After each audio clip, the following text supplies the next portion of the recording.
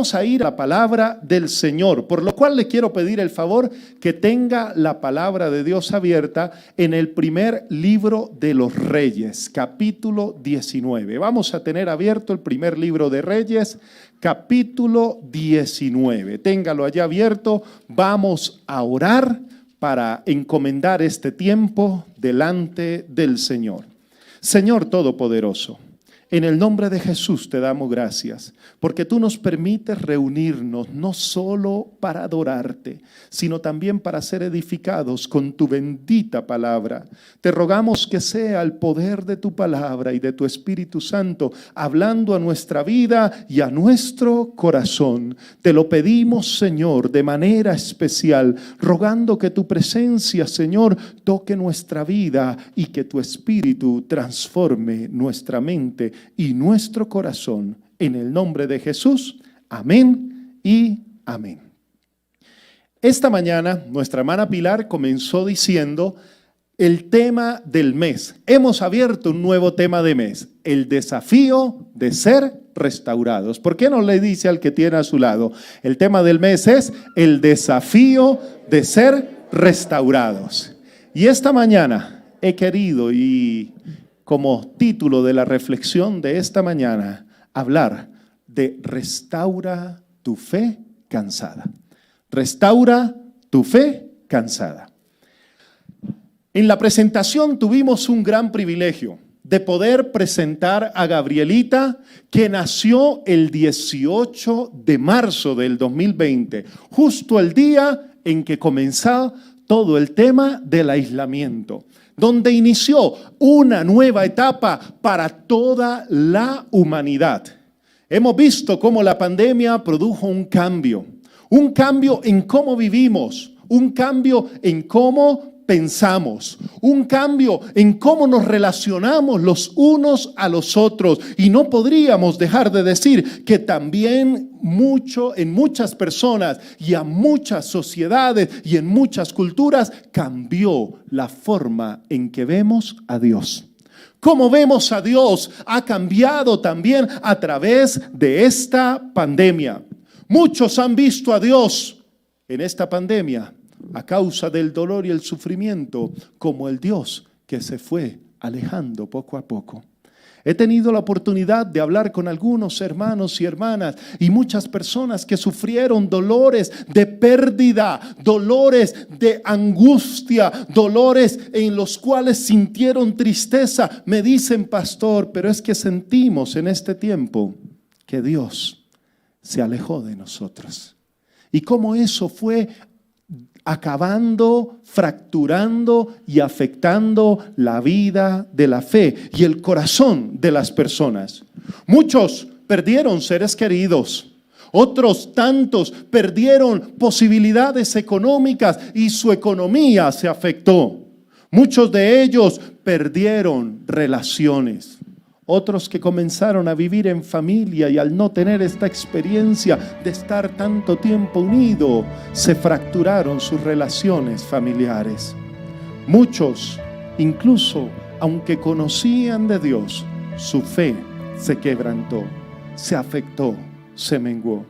La palabra del Señor dice que el mismo Señor Jesucristo, hablando a sus discípulos y a todos los que lo escuchaban, les dijo y les planteó una pregunta: cuando vuelva el Hijo del Hombre, ¿hallará fe en la tierra? Refiriéndose a que cada día la fe podía menguar en el corazón del ser humano. Vivimos en un mundo de ultra posmodernidad, donde la gente ya no cree en Dios, donde no se cree en las instituciones, donde usted quiere compartir el evangelio y la gente le dice: no, yo no quiero saber nada. Y ya no solamente es una era de antipatía al evangelio, sino muchas veces se ha convertido en una nueva era anticristiana. Mi hermana Alexandra estuvo hace unas semanas con nosotros. Ella vive en Alemania desde hace 14 años. Y nos contaba que una de las iglesias allí en Alemania, de un pastor conocido, una iglesia mediana, El pastor estaba predicando en contra del pecado, estaba predicando en contra de unos movimientos neonazis que se estaban levantando y también en contra de la ideología de género.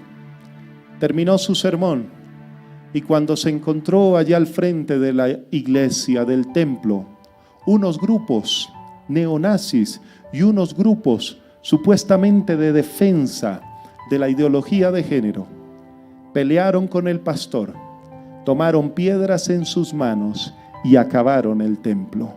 Lo destruyeron totalmente. Eso significa que estamos viviendo en una era donde la fe se ha menguado y donde hemos visto cómo ha salido la fe de los colegios, cómo ha salido la fe de los hogares, cómo incluso en muchos hogares ya ni se habla de Dios.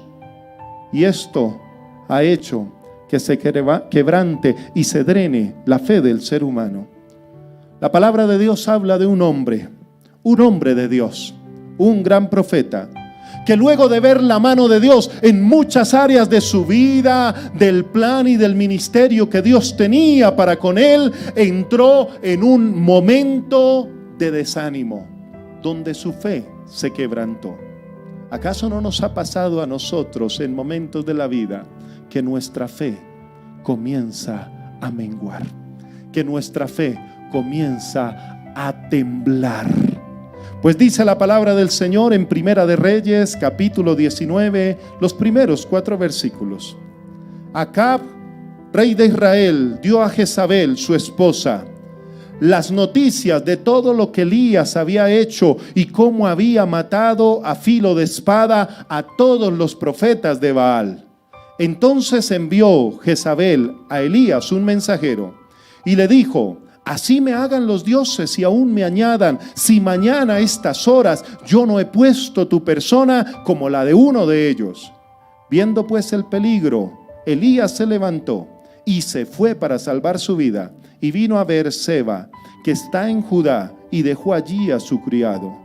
Y él se fue por el desierto un día de camino, y vino y se sentó debajo de un enebro, y deseando morirse dijo: basta ya, oh Jehová, quítame la vida, pues no soy yo mejor que mis padres. El profeta lanza un grito de desesperación. El profeta había sido instrumento de Dios y le había dicho a un pueblo que se había empedernido con la idolatría al falso dios Baal, le había dicho: ustedes van a saber quién es Dios. Había puesto un reto a los profetas de Baal, que iban a hacer un holocausto, y el holocausto que fuera consumido por el fuego, y que el Dios que hiciera eso sería el Dios de Israel. Los profetas de Baal, más de 450, pasaron horas y horas todo el día implorando a Baal que consumiera el holocausto, y no se consumió. Elías después pasa, se burla de ellos, moja el holocausto, riega agua alrededor de él, ora a Jehová, y Jehová consume el holocausto. Elías demuestra que Dios es el rey, el Dios de Israel, y era necesario que el pueblo lo identificara. Un milagro portentoso. Luego Elías, dice la palabra del Señor, quitó la vida de estos profetas, y Acab, un rey malvado, y su reina Jezabel decidieron amenazar a Elías. Y Jezabel le dice: así me haga Dios y aún me añada, si mañana a estas horas Elías no está, igual que los profetas que mató. Elías se llena de temor después de ser instrumento de Dios, y entra el desánimo, la tristeza, la angustia, el miedo en su vida, y grita de una forma que estoy seguro que muchas veces nosotros hemos llegado a considerar en los momentos más difíciles de la vida: basta ya, oh Jehová. ¿No te ha pasado en momentos de la vida donde el canto y la oración que ha salido de tu corazón al Señor es: Señor, basta ya, yo no quiero sufrir más, basta ya de dolores, basta ya de injusticias, basta ya de sufrimientos, Señor, ya no más? Y cuando nos encontramos así, solo vemos una salida a nuestros ojos: quítame la vida. ¿Sabe a cuánta gente yo he escuchado en momentos de crisis decir: pastor, que el Señor ya se acuerde de mí y me lleve con Él, porque yo ya no quiero vivir? Es muy difícil lo que estoy viviendo, es muy triste lo que estoy atravesando, ya no puedo seguir más. Y el profeta dice: quítame la vida, Dios.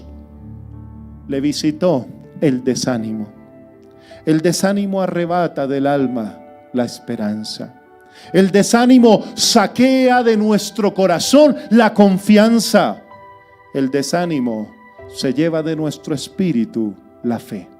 Y eso fue lo que le pasó al profeta Elías. Ante el temor y el miedo de sentirse amenazado por alguien tan poderoso en este mundo como la reina Jezabel y el rey Acab, dijo: Señor, quítame la vida. Su fe se cansó. Podríamos decir: ¿dónde está el profeta que hizo portentosos milagros de la mano del Señor?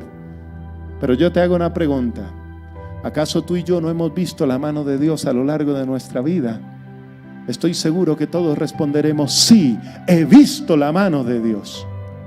Pero ante los momentos difíciles, nuestra humanidad se refleja y la fe comienza a quebrantarse. Ante una noticia de enfermedad, a pesar de que seamos creyentes, nuestra fe comienza a temblar. Y decimos: Señor, ¿qué pasa conmigo? ¿Dónde estás? Ante un problema de familia, ante crisis de pareja, ante problemas con nuestros hijos, comenzamos a preguntarle a Dios: Dios, ¿y dónde estás? Te he servido, he visto tu mano, he ido a la iglesia. ¿Dónde estás? Ante los problemas y dificultades, muchas veces ese ruego ha sido el ruego de la iglesia: Señor, quítame la vida. Ya no vale la pena vivir. Cuando en nuestras propias manos no tenemos solución, problemas que tenemos, llega la crisis financiera, a la empresa, a la familia, al negocio. No hay con qué pagar a los proveedores, con qué pagar el arriendo, con qué cumplir la nómina de los empleados. Señor, basta ya. En los mismos problemas entre hermanos y hermanas de la iglesia, vemos incluso a veces un mal testimonio que nos afecta y decimos: Señor, basta ya. El profeta dijo: basta ya, quítame la vida. Y sigue diciendo la palabra que el versículo 5 dice que Elías se echó debajo de un enebro y se quedó dormido. Y he aquí un ángel le tocó y le dijo: levántate y come. Dice la palabra del Señor que Elías se quedó dormido. ¿Sabe que cuando nuestra fe se cansa, cuando nuestra fe se quebranta, nos entra un profundo sentido de adormilamiento? Ya no queremos hacer nada. Una de las características de la depresión y de los síntomas de vivir en depresión es que se produce mucho sueño. Ya no quiere hacer nada. En la noche no se duerme, pero en el día no quiere actuar de ninguna manera. Ya no quiero levantarme porque ¿para qué? Veo que todos los problemas son más grandes que yo, entonces me quedo sentado esperando a que se pase la vida. Elías se acostó debajo de ese árbol de enebro y se quedó dormido. ¿Cuántas veces nuestra vida, la fe cansada, nos ha hecho adormilarnos? Quedamos adormilados a causa del dolor, a causa de la tristeza. Sufrimos una pérdida. Sufrimos una relación rota y decimos: ya no más. Recibimos las palabras de la gente que nos ama y quizás esas palabras que duelen y hieren, y nos quedamos ya diciendo: ya no queremos nada. ¿Cuántas mamitas en casa con amor y cariño trabajan en su hogar y al recibir ingratitud y maltrato dicen: yo ya no quiero hacer más? ¿Cuántas veces los papás que se esfuerzan en salir, padres y madres, a traer el sustento para sus hijos, y sus hijos les tratan de manera fuerte, les tratan de manera irrespetuosa? Muchas veces piensan, ya no quiero luchar más por estos chicos, y preferimos no hacer nada. Elías estaba en la misma situación. A veces en la iglesia vemos problemas, vemos circunstancias incluso en las que no estamos de acuerdo con nuestro hermano, con un líder, con un pastor, y decimos, ya no más, basta ya, y preferimos quedarnos aislados. Pero en medio de ese momento, de los momentos más críticos de la vida, allí cuando los doctores dicen, tú lo que estás sufriendo es de depresión, y el doctor te dice, tú lo que tienes que tomar es esta pastilla para que te suba los niveles de dopamina, de serotonina, y comiencen todos tus sistemas a regularte. Y es muy importante la ciencia médica. Elías no tenía esa oportunidad. Elías, allí dormido debajo de un enebro, dice que pasó algo espectacular.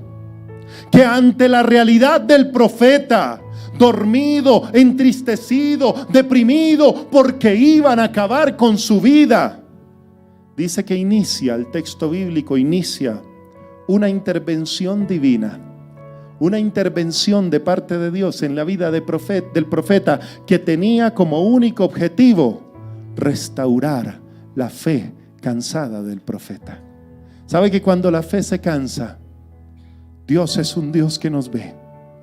Muchas veces pensamos comúnmente que Dios salió a castigar al profeta porque lo había usado. ¿Cómo era posible que le faltara la fe? Dios nos conoce de tal manera que Dios salió en auxilio del profeta. Y en auxilio del profeta comienza la intervención que restauraría su fe cansada. Dice la palabra que se le acercó un ángel y le tocó y le dijo, levántate y come. Qué bonito que en medio de la fe cansada es Dios mismo el que despierta al profeta. No nos dice el texto bíblico cómo lo levantó, dice que lo tocó. Imagínese que tuvo el toque de Dios.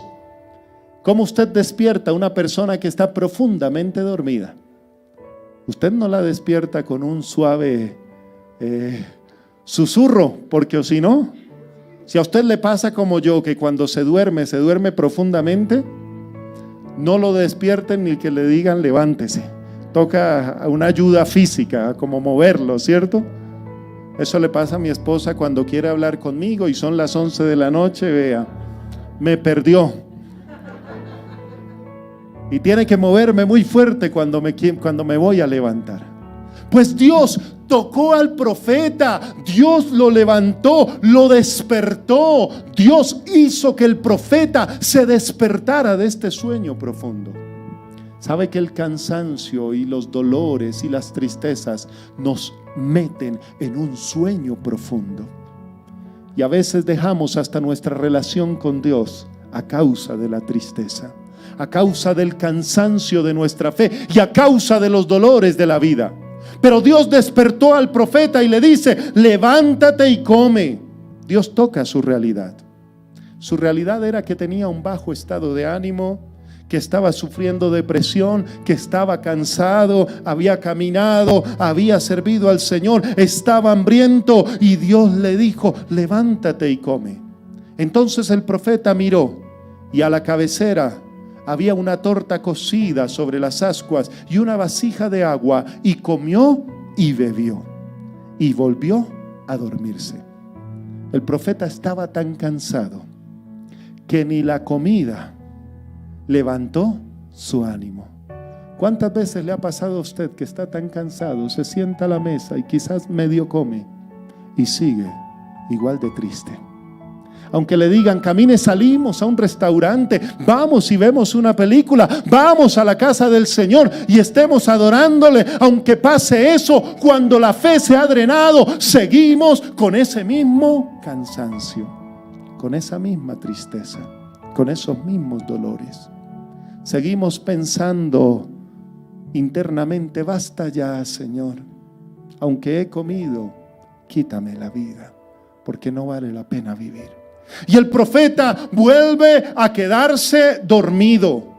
¿Sabe que muchas veces pensamos de manera equivocada y le atribuimos a la fe unos superpoderes? ¿Sabe cómo se llama eso? La superfe. Que si usted tiene fe, todo lo va a lograr.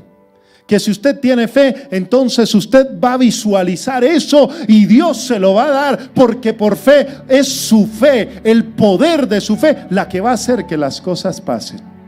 Pues la realidad del profeta nos deja ver una realidad divina que actúa en el ser humano. ¿Y sabe cuál es? Que nuestra fe no es garantía para superar todas las pruebas. Nuestra fe no es garantía para superar todas las pruebas. ¿Sabe por qué? Santiago, en su carta, en el capítulo 5, versículo 17, dice que Elías era un hombre el cual estaba sujeto a las mismas pasiones semejantes a las nuestras. Un hombre de fe, de los hombres más importantes del Antiguo Testamento. Y fue un hombre el cual su fe se drenó. ¿Sabe que Dios sabe que nuestra fe, y Dios conoce que nuestra fe pasa momentos difíciles? Cuando estás pasando enfermedad y te preguntas: ¿por qué a mí? Cuando pierdes un ser querido y dices: Señor, así no debían haber sido las cosas. Cuando no recibes gratitud de los que más amas. Cuando no se dan las cosas en tu trabajo, aunque tú te hayas esforzado, aún nuestra fe sigue pasando momentos difíciles en medio de nuestra realidad. Pero ¿sabe qué hizo Dios? Dios no le dijo: bueno, profeta Elías, yo ya le di comida y usted no quiso levantarse, nos vemos, hasta luego. Dios no abandonó a Elías. ¿Sabe por qué? Porque cuando tenemos una fe cansada, tenemos un Dios paciente que nos acompaña en los momentos difíciles. Muchos de nosotros hubiéramos dicho: yo ya fui, ya lo ayudé, le llevé un mercado y siguió bravo conmigo. Le llevó un mercado y no volvió a la iglesia. Fui, lo visité en la enfermedad y siguió renegando de Dios. Yo ya no vuelvo. Gracias a nuestro buen Padre, que Él no es como nosotros. Dios es paciente. ¿Y sabe qué hizo Dios en su paciencia? Y volviendo el ángel de Jehová la segunda vez, lo tocó y le dijo: levántate y come, porque largo camino te resta. Le preparó otra comida. La primera torta, esas ascuas que le habían dado fuerza, y ese vaso de agua que le había refrescado, hizo que siguiera durmiendo a causa de su dolor, a causa de su tristeza. Pero esta segunda, dice la palabra del Señor, que el Señor, que fue paciente, le dio una segunda provisión. ¿Sabe que en medio de nuestros momentos difíciles, Dios siempre nos mira con paciencia? Muchas veces se nos ha enseñado a mirar a Dios como el Dios que castiga, como el Dios fuerte que corrige. Y aunque sí es cierto, no podemos perder de perspectiva que nuestro Dios es un Dios paciente. Cuando nuestra fe se cansa, cuando nuestra vida dice: ya no más, cuando nos visita la enfermedad, cuando nos visitan los dolores, Dios es un Dios que nos acompaña. Y se levantó Elías, pues comió y bebió, y fortalecido con aquella comida, caminó 40 días y 40 noches hasta Horeb, el monte de Dios.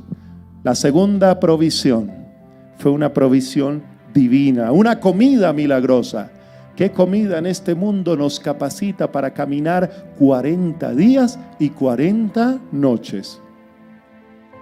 Los geógrafos bíblicos dicen que entre donde estaba Elías y el monte de Horeb había más de 500 kilómetros.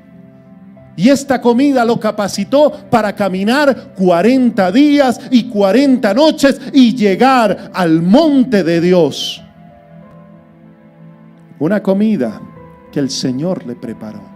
Una comida que el Dios paciente le dijo: aquí tienes, levántate, porque largo camino te resta.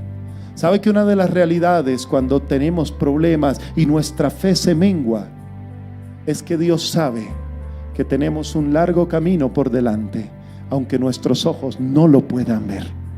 Nuestros ojos lo único que ven es el deseo de acabar con todo, de salir de ese problema, de no querer seguir adelante, pero Dios ve lo que nosotros no podemos ver. Y es Dios el que le dice: levántate, come, largo camino te resta. Dice que caminó, llegó al monte de Horeb, y en el monte de Horeb había una cueva.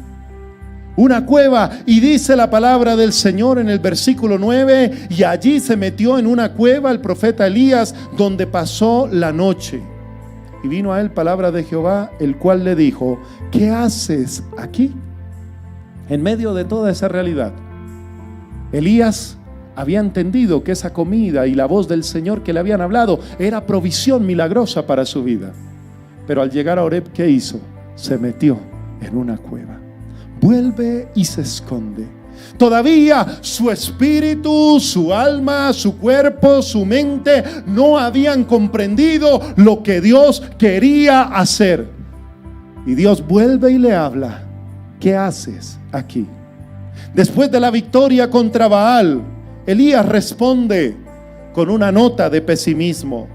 Dice la palabra del Señor que Elías le respondió: Señor, he sentido un vivo celo por Jehová, Dios de los ejércitos, porque los hijos de Israel han dejado tu pacto, han derribado tus altares, han matado a espada a tus profetas, y solo he quedado yo, y ahora me buscan para quitarme la vida.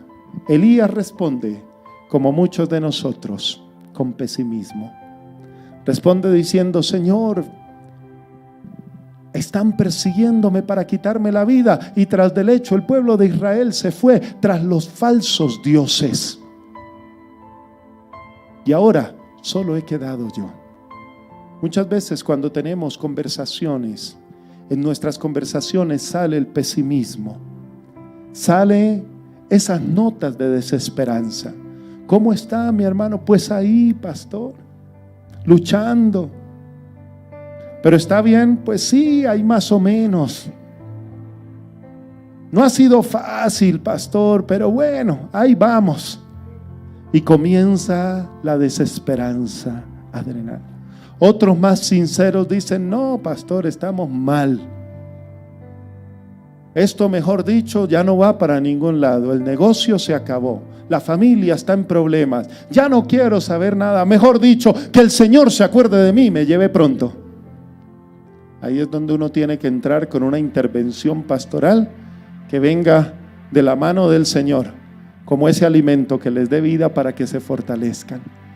Y el profeta se quejó delante de Dios: ¿qué haces aquí? Para Elías todo estaba perdido, nada valía la pena. ¿Para qué estudio? ¿Para qué trabajo? ¿Para qué voy al templo? ¿Para qué me esfuerzo en hacer las cosas? ¿Para qué cumplo con mis obligaciones en casa? ¿Para qué voy al trabajo y traigo el dinero? ¿Para qué hago todo eso? Ya no tengo ganas de nada. Eso le pasó a Elías. Sintió y experimentó que nada valía la pena. Pues ante la queja de Elías, Dios vuelve y habla. Y en el versículo 11 Dios le dice: Elías, sal fuera y ponte en este monte delante de Jehová. Dios le dice: sal fuera y ponte de pie delante de Jehová. Dios que es paciente, Dios que le dio el alimento, Dios que lo fortalece, Dios que tiene un plan y le dice: largo camino te resta. Es el mismo Dios que no iba a permitir que su profeta permaneciera en un escondite. Dios no iba a permitir que Elías muriera en una cueva. Muchas veces nosotros nos metemos en la cueva de nuestra realidad, y no salimos de ella. Nos quejamos. Me quejo de mi familia, me quejo de mi cónyuge, me quejo de mi realidad financiera y me quedo en la cueva. Me quejo de la dificultad que he vivido y me quedo. Hay gente que se queda años en la cueva y usted habla con ellos y siempre le exponen el mismo problema. El sufrimiento que tuvieron de niño, la traición que vivieron, la crisis financiera, la quiebra que tuvieron, la dificultad en las relaciones familiares, y se quedan allí en la cueva. Pero Dios no iba a permitir, y le dijo a Elías: levántate, ponte de pie y sal de la cueva. Elías le hizo caso al Señor, aunque pocas ganas tenía. Se levantó, se paró, salió de la cueva y sucede algo especial. Porque Dios le dijo a Elías: Elías, te has salido del camino que yo te puse. ¿Cuántas veces nosotros nos hemos salido del camino en el que Dios nos puso? ¿Cuántas veces hemos soltado lo que Dios nos entregó en nuestras manos? No tengo tiempo, estoy cansado, que lo haga otro, yo no tengo el don, que sirvan los demás. Dios llama la atención portentosamente del profeta y le dice que aún su carrera no ha terminado. Y allí fuera de la cueva le dice Dios: he aquí Jehová que pasaba, y un grande y poderoso viento rompía los montes, quebraba las peñas delante de Jehová. Pero Jehová no estaba en el viento. Y tras el viento un terremoto, pero Jehová no estaba en el terremoto. Y tras el terremoto un fuego, pero Jehová no estaba en el fuego. Viento, fuego y terremoto. Dios usa tres cosas portentosas para llamar la atención del profeta. Esos vientos tenebrosos que vemos que son tan fuertes que rompen la peña. Esos terremotos que traen angustia a toda la humanidad. Y el fuego, característico de una tragedia. Pero Dios llama la atención del profeta, y aún en medio del viento, del fuego y del terremoto, Dios no estaba allí. Y después de que Dios captura la atención del profeta, dice la palabra del Señor que tras el fuego un silbo apacible y delicado. Y cuando lo oyó Elías, inmediatamente cubrió su rostro con su manto y salió, y se puso a la puerta de la cueva, y he aquí vino a él una voz diciendo: ¿qué haces aquí, Elías? ¿Sabe que el profeta, a pesar de su cansancio, a pesar de que su fe estaba menguada, el profeta seguía teniendo discernimiento para saber dónde estaba Dios? A pesar de nuestras dificultades, sabe que todos los que hemos conocido del Señor seguimos teniendo discernimiento para saber cuándo Dios nos habla. Y a pesar de nuestras tristezas, sabemos que Dios es el Dios que habla y que nos sigue hablando y que quiere seguir estableciendo una relación con nosotros. Y allí Dios le dice nuevamente: ¿qué haces aquí? Elías tuvo miedo. Sabía que Dios estaba allí, cubrió su rostro, emuló lo que Moisés había hecho en ese monte tiempo atrás. Tapó su rostro: no soy digno de ver el rostro del Señor. Y Elías sabía que Dios estaba con él. Ante la nueva pregunta del Señor, Elías responde de la misma manera. Dice la palabra del Señor que Elías respondió: he sentido un vivo celo por Jehová, Dios de los ejércitos, porque los hijos de Israel han dejado tu pacto, derribaron tus altares, mataron a espada a tus profetas, y solo he quedado yo, y me buscan para quitarme la vida. ¿Sabe que en medio de todo eso Elías siguió pensando igual? Poco terco, ¿no? ¿Será que se parece a alguno de nosotros? ¿O será que se parece a todos nosotros? Elías volvió y contestó lo mismo al Señor: Señor, mataron a tus profetas. Ya él mismo ni siquiera se identificó como un profeta. Y le dice: y ahora me buscan para quitarme la vida. Dios, que es un Dios paciente, que es un Dios bueno, que es un Dios que fortalece, que le había dado ese alimento, que lo había fortalecido. Ahora entra Dios en una función muy especial. Dice la palabra del Señor que a pesar de que Elías tenía su fe cansada, Dios le dio una misión. Ve, vuélvete por tu camino, por el desierto a Damasco, y llegarás y ungirás a Hazael por rey de Siria, a Jehú, hijo de Nimsi, por rey sobre Israel, a Eliseo, hijo de Safat, ungirás para que sea profeta en tu lugar. Y el verso 18 dice: yo haré que queden en Israel 7,000 cuyas rodillas no se doblaron ante Baal y cuyas bocas no le besaron. Elías, a pesar de que vuelva y se queje con el Señor, ¿sabe qué hace Dios? Dios sigue contando con Elías, a pesar de su debilidad, a pesar de su terquedad. Dios hubiera podido decirle: Elías, ya te hablé harto tiempo, te di comida, te traje al monte de Horeb, te saqué de la cueva, te mostré mis portentos, y aún no cambias tu actitud. Dios hubiera podido hacer eso. Pero Dios le dijo a Elías: Elías, aún sigo contando contigo. Tienes todavía misión, tienes todavía ministerio, tienes todavía muchas cosas para hacer en mi reino y por obedecerme, porque yo te diré qué debes hacer. ¿Sabe que en medio de la vida de la fe, Dios sigue contando con nosotros? Dios sigue contando contigo. Dios te sigue diciendo: Pilar, Sandra, Pedro, ponle tu nombre. Dios te sigue diciendo: yo cuento contigo. Aunque tengas tu fe cansada, aunque hayas visto dificultades y aunque sean muchos los problemas que te agobian y no puedas ver la realidad, yo sigo contando contigo. Déjame decirte que cuando tenemos nuestra fe cansada, el autor de la fe sigue contando con nosotros. El autor de la fe te sigue diciendo: yo te necesito, porque tengo contigo un grande propósito. Basta ya de estar en la cueva, basta ya de seguir adormilados.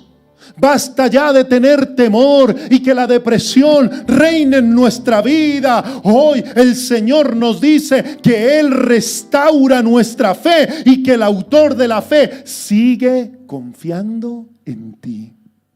¿Qué tú vas a hacer? Dios te pregunta: ¿qué haces aquí? Hebreos capítulo 12, versículo 2 y 3 dice: puestos los ojos en Jesús, autor y consumador de la fe. ¿Sabe que hay una realidad y hay una grande conclusión para todos nosotros los que creemos en el Señor? ¿Cuál es? Que el camino para restaurar nuestra fe es poner nuestra mirada en Jesús. Si la ponemos en nosotros mismos, fallamos, porque seguramente somos tercos y seguiremos insistiendo: Señor, ya no vale la pena. Señor, acaba mi vida. Señor, termina mi dolor, termina mi sufrimiento. Señor, ya no más. Prefiero estar escondido, que nadie me vea. Si me diste una misión, mejor te la entrego para que se la des a otro, porque yo ya no soy capaz. Ante la fe cansada, Jesús sigue contando con nosotros. ¿Qué vas a hacer tú?